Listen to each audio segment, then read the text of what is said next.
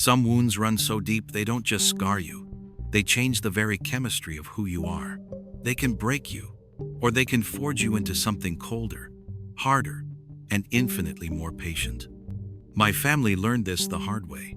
We learned that the perfect life is usually just a fragile illusion, and that the people you trust the most are the ones holding the sharpest knives.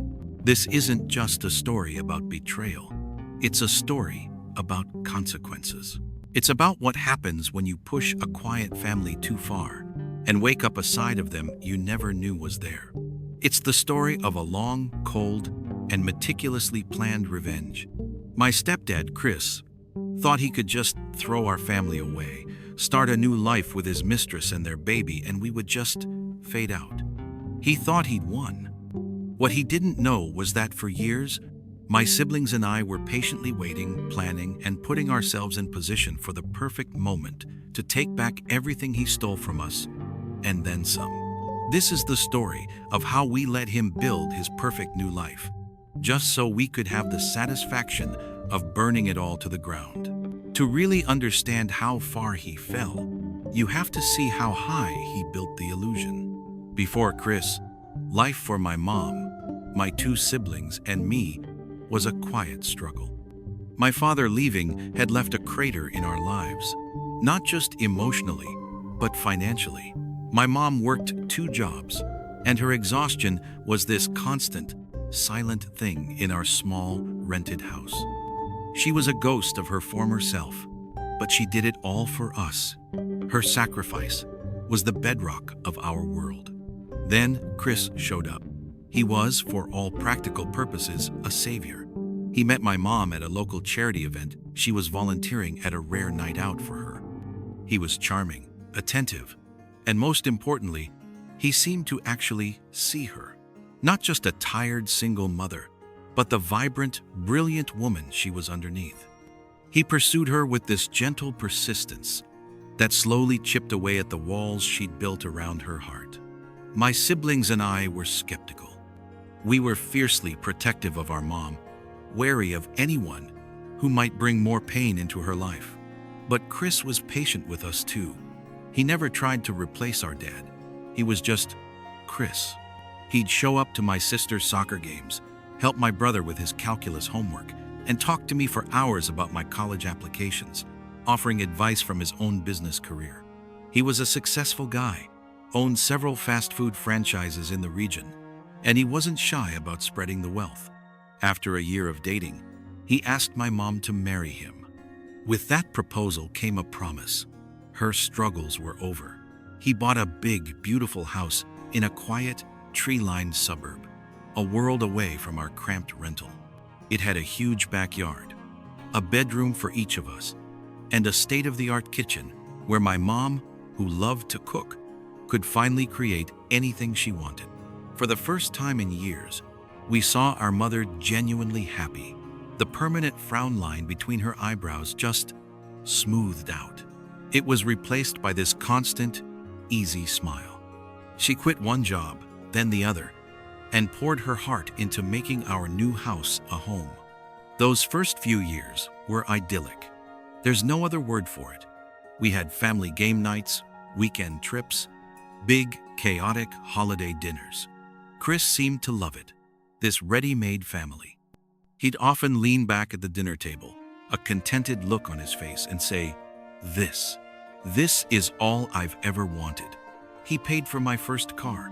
He set up college funds for my younger siblings. On the surface, he was the perfect husband and stepfather, giving us a life we couldn't have dreamed of. We felt safe. We felt stable. We were a family. But even in paradise, you can sometimes hear a snake in the grass. There were small things, tiny tells we brushed off at the time. The way he'd get cagey about certain business calls, taking them in his locked office, the occasional lavish purchase that seemed out of character, a new luxury watch, a business trip to Vegas. He had a temper too, a flash of anger that would appear and vanish so fast you'd wonder if you'd imagined it.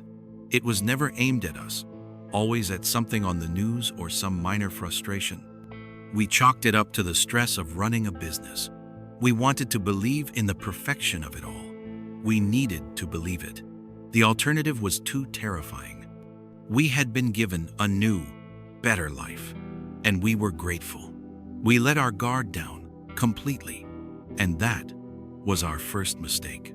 The illusion of our perfect life wasn't just cracked, it was blown apart. It happened on a Tuesday morning. I was home from college for the summer. My mom was in the garden, my siblings were getting ready for school, and Chris was in his home office on a conference call. The first warning was the screech of tires. Then, a pounding on the door, a heavy official thud that rattled the whole house. Before we could even move, our yard was swarming with agents in dark suits, their jackets emblazoned with 3 gold letters, FBI. They moved fast, a storm of controlled chaos. Some agents secured Chris, who came out of his office looking pale and completely stunned. Others started a systematic search. They were polite but firm, their presence a screaming violation of our home. My mom stood frozen in the doorway, garden dirt on her hands, her face a mask of terror. My younger siblings huddled behind me, their eyes wide. We were escorted to the living room and told to just wait while our home was turned inside out. We got the truth later, in sterile, bureaucratic language. Chris was arrested for wire fraud, money laundering, and embezzlement. It turned out his franchise empire wasn't just built on burgers and fries. It was propped up by a complex web of shell corporations and shady deals. He was skimming profits, hiding income, and cheating his business partners and the government. The life he gave us, the beautiful house, the cars, the security, it was all financed, at least partly, by lies. My mother was shattered. It wasn't just the public shame of it all, the neighbors peeking through their blinds, the whispers that followed us everywhere. It was the sheer depth of the betrayal. The man who had supposedly saved her was a criminal. He hadn't just lied to her, he'd put the very home she loved at risk. The legal battle was draining. Mom had to hire lawyers, using up her own small nest egg, the little bit she'd managed to keep separate to try and clean up his mess. Chris eventually took a plea deal. He avoided a long prison sentence but was stripped of nearly everything. The franchises were seized by the parent corporation, which launched its own investigation. He served 18 months in a low-security federal prison, 18 months for us to try and piece our lives back together. Mom went back to work, her face etched with that familiar exhaustion, but now it was laced with a deep, crushing sadness. We had to sell the big house, the symbol of our false paradise, and move into a much smaller home. The shame was a constant weight. When Chris got out, he was a different man. The charm was gone, replaced by a sour, simmering bitterness. The easy smile was now a permanent sneer. He didn't see himself as a criminal who got caught. He saw himself as the victim. He blamed everyone, the government, his old partners, even my mom for not supporting him correctly. He moved in with us, his presence a heavy, oppressive cloud in our tiny house. And then he started to drink. It started with 1 beer after dinner, then 2. Soon, it was a bottle of whiskey a night. The drinking amplified his resentment, turning it into a volatile, unpredictable rage. Arguments became a nightly ritual. He'd lash out at my mom over nothing, the dinner being cold, the house being messy. He saw her going back to work not as a necessity that he caused, but as a personal insult. He was no longer the savior. He was a burden, a ghost, haunting the ruins of the life he'd destroyed. We all walked on eggshells, the silence thick with fear. We thought we had hit rock bottom. We were wrong. The worst betrayal was still to come. The final blow, the one that destroyed any shred of sympathy we might have had left for Chris, wasn't a loud explosion. It was a quiet, devastating confession. Life with the post-prison Chris was a slow-motion nightmare.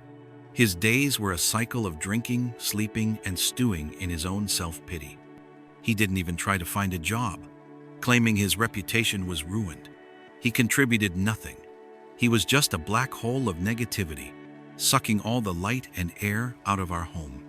My mom, bless her, tried. She encouraged him to go to therapy, to try AA. Every suggestion was met with scorn. He saw her attempts to help as criticism, as her trying to control him. The love she once had for him had long since curdled into a weary, resentful obligation. My siblings and I had moved past fear. We were just cold and angry. We saw him for what he was, a parasite who had destroyed our mother's happiness, not once, but twice.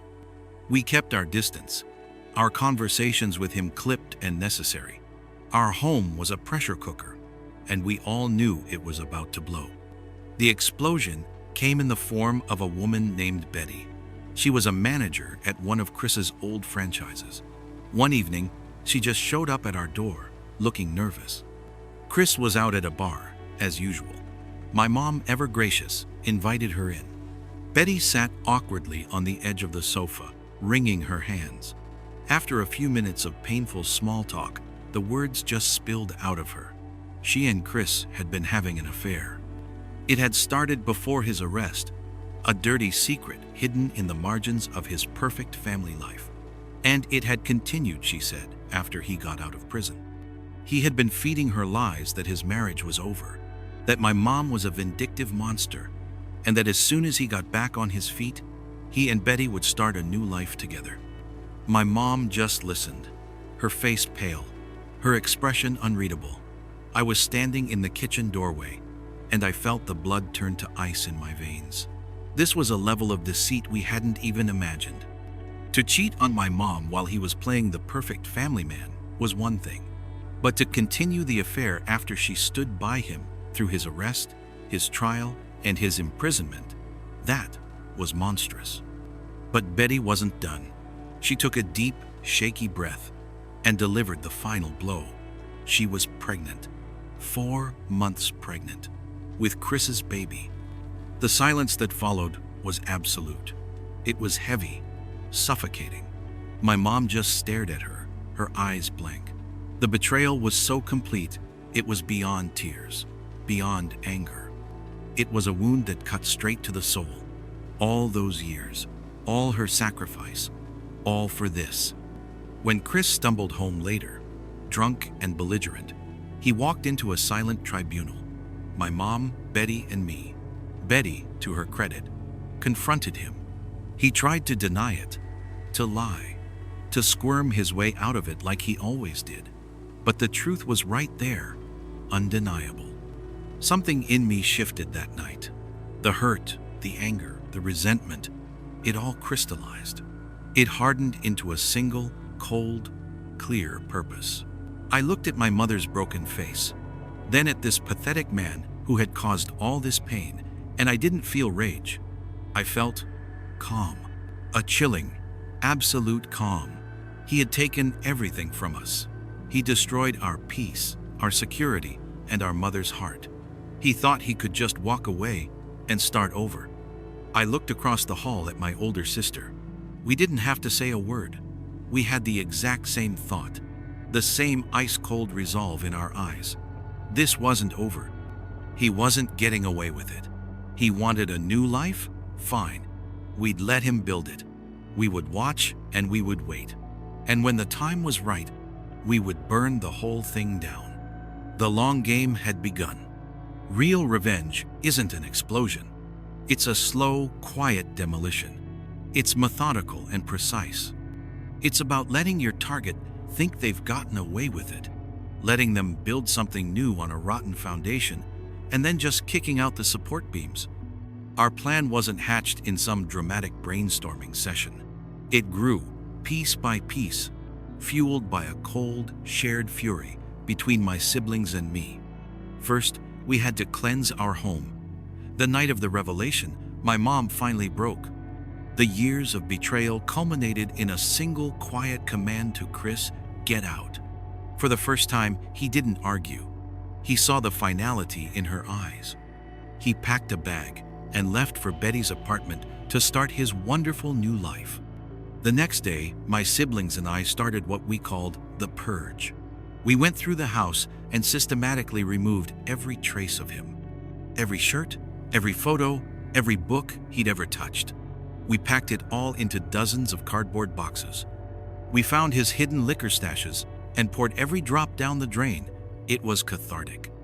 With every box we packed, it felt like we were reclaiming a piece of our home. We piled the boxes on the front lawn and sent him one text. "Your things are outside. You have 24 hours to get them before they go to the dump." This was the heart of our plan, the part that required patience. Chris, in his arrogance, thought his legal troubles were over. He was wrong. We knew from his time as a franchisee that he was a master of cutting corners.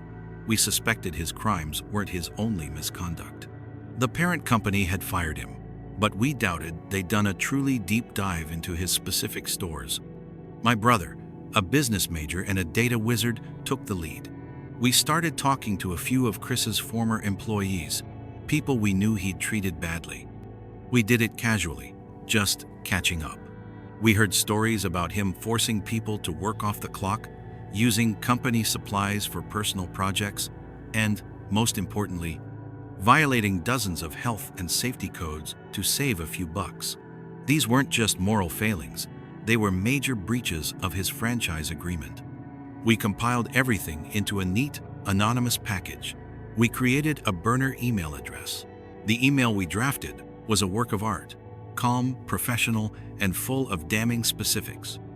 It was written from the perspective of a concerned former manager who was too afraid to speak up before. We detailed the violations, the dates, and even the names of other employees who could back up the stories. We attached scanned copies of some falsified work logs an old manager had kept as his own insurance policy. Then, we sent it not to a general HR inbox, but directly to the Vice President of Corporate Compliance, whose contact info my brother found with some clever digging. We sent the email and waited. For 2 weeks, nothing. We started to think it had been ignored. Then, we heard through the grapevine that a team of corporate auditors had made a surprise visit to the franchises Chris used to run. They weren't just looking at the books, they were interviewing everyone. The fallout was better than we'd hoped. While Chris no longer owned the stores, his severance was contingent on a clean break. The corporate investigation uncovered so many violations that they came after him legally. They sued him for breach of contract and damages to the brand's reputation. This new lawsuit froze his remaining assets and plunged him back into a legal nightmare he was completely unprepared for. His fresh start was now buried under a mountain of legal fees. With his professional life torched, we turned to his personal life. Chris's drinking had only gotten worse. We knew he was constantly driving after a few beers, arrogant enough to think he could handle it. He was a ticking time bomb. We just decided to set the clock for him. My sister lived a few blocks from the dive bar he now called his second home. For a week, she just watched. She noted his routine: arrive around 5 p.m., drink for 3 or 4 hours, then get in his car and drive to Betty's. We didn't want anyone else getting hurt, so we had to be precise. On a Thursday night, my sister watched him stumble out, get in his car, and pull onto the main road. As soon as he was a safe distance away, she made a call. She reported a suspected drunk driver to the local police, make, model, license plate, and his exact direction of travel. She sounded like any concerned citizen. 10 minutes later, flashing lights pulled him over a mile down the road. He failed the sobriety test spectacularly and was arrested for a DUI.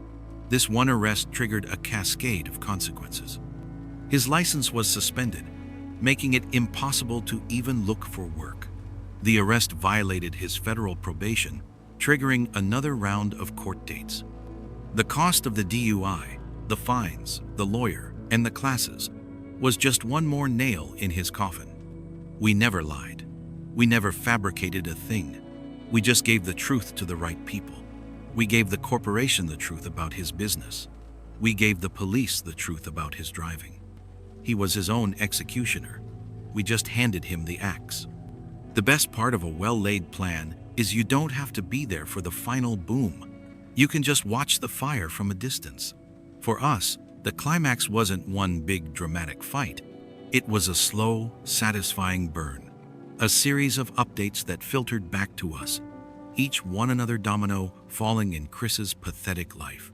His world had shrunk to the size of Betty's cramped apartment. The new baby had arrived, bringing all the stress and sleepless nights a newborn does. But this wasn't a joyous new beginning. It was a pressure cooker. Chris, with no job, no license, and mounting legal bills, wasn't the successful man Betty had fallen for. He was a broke, bitter drunk trapped in an apartment with a crying baby. The picture painted by mutual acquaintances was bleak. The arguments were constant. Betty, now working full-time while caring for a newborn, resented Chris's uselessness. She'd signed up to be with a wealthy businessman, not to be the caretaker for a deadbeat. Chris, in turn, blamed her for everything. Their love story had curdled into a toxic, miserable mess. The lawsuit from the franchise corporation drained his last reserves. The DUI conviction cost thousands. He was drowning. The real moment of victory came about 6 months after the DUI. It was a phone call to my mother. It was Chris. His voice wasn't the arrogant sneer we knew. It was thin, reedy, and pathetic. He was begging. He told a long, rambling sob story. Betty was threatening to kick him out. He had no money for lawyers. He couldn't afford his court-mandated counseling. He was going to be on the street. Finally, he got to the point. He needed money. He asked my mom for a loan. Just a few thousand, he said, to get back on my feet. My mom listened to the entire monologue without saying a single word. I was in the room with her, and I could see the years of pain hardening her face into something new, serene indifference. When he was done, her reply was quiet, calm, and utterly devastating. "No, Chris," she said, her voice completely empty of emotion. "I will not be giving you any money." He was stunned silent. He clearly expected her to be the martyr one last time. He started to protest, his voice cracking. "But why not?" he stammered. "After everything, you'd just let me end up homeless?" And then my mom delivered the line that was more satisfying than any screaming match could ever be. "Chris," she said, her voice as calm as a frozen lake, "the life you're living is the one you chose. You made your decisions. You built this new life with Betty. Now you need to live in it. This has nothing to do with us anymore. Please don't call here again." And then she hung up. She didn't slam the phone down. She just gently placed it back in its cradle. A single tear rolled down her cheek, but it wasn't a tear of sadness. It was a tear of release. It was the final cord being cut. He had no more power over her. He had no more power over us. He lost everything because he threw it all away. And when he came crawling back, the door was quietly and firmly closed in his face. He wasn't a monster anymore. He was just a pathetic, broken man of his own making, and we felt nothing but the sweet, satisfying peace of justice served. The years that followed were a study in contrasts. While Chris's world continued to collapse, ours began to heal. The silence from his end was absolute. After my mother's final rejection, he never called again. What we learned of his fate came in third-hand whispers from our old neighborhood. His life with Betty fell apart completely, just as we knew it would. Without money, his drinking only got worse. The final straw, we heard, was when he tried to sell some of Betty's jewelry for bar money. She threw him out for good. The last anyone heard, he was couch surfing, a cautionary tale whispered at local bars. He was a man who had it all: a loving family, success, a beautiful home, and he tore it all down for a selfish fantasy. The affair didn't give him a new life. It just incinerated his old one. Our family, on the other hand, flourished. Getting Chris out of our lives was like a decades-long storm finally passing. My mother, free from his toxicity, had a complete renaissance. She went back to school, finished the degree she'd abandoned years ago, and started a successful catering business. She met a new man, a kind, gentle teacher who looked at her with pure adoration. He was everything Chris had only pretended to be. Seeing her laugh again, a real, unburdened laugh, was the greatest victory of all. My siblings and I thrived too, forever bound by our quiet war. My sister finished law school at the top of her class, her sense of justice now her life's work. My brother used his business degree to become a successful financial analyst. His skills now used to build things up, not hide crimes. And I found my own path, building a life far from the drama, but always connected to my family by an unbreakable bond. We took the worst betrayal imaginable and used it as fuel. We didn't let it break us, we let it forge us. Looking back, I have zero regrets. Some might call what we did cruel. We saw it as rebalancing the scales. It wasn't about causing pain for the sake of it. It was about ensuring his actions had real consequences. He was a man who believed he could exist without them. We simply held up a mirror and forced him to look at the mess he'd made. We didn't destroy his life. We just removed the props, holding up a rotten structure, and watched it collapse, just as it was always going to. Our revenge wasn't loud. It was a long, patient game of chess played in the shadows. We protected our mother, reclaimed our peace, and let justice run its natural course. The ultimate victory wasn't his downfall. It was our rise. It was my mother's laughter, my sister's diploma, my brother's success. It was the quiet peace of a family that had walked through fire and emerged stronger. He thought he was starting a new chapter, but all he did was write his own tragic ending. We were just the editors who made sure the final sentence was just. Thank you for sticking with me through that. The journey my family went through was long and painful, but in the end, it was a story of survival and taking our power back. So now I have to ask you, was the revenge justified, or did we go too far? What would you have done? I'm curious to hear your thoughts, so drop a comment below and let's talk about it. And if you want more stories about people getting the justice they deserve, make sure you hit that subscribe button and turn on notifications. You won't want to miss what's coming next. Until then, remember that living your best life is its own form of revenge.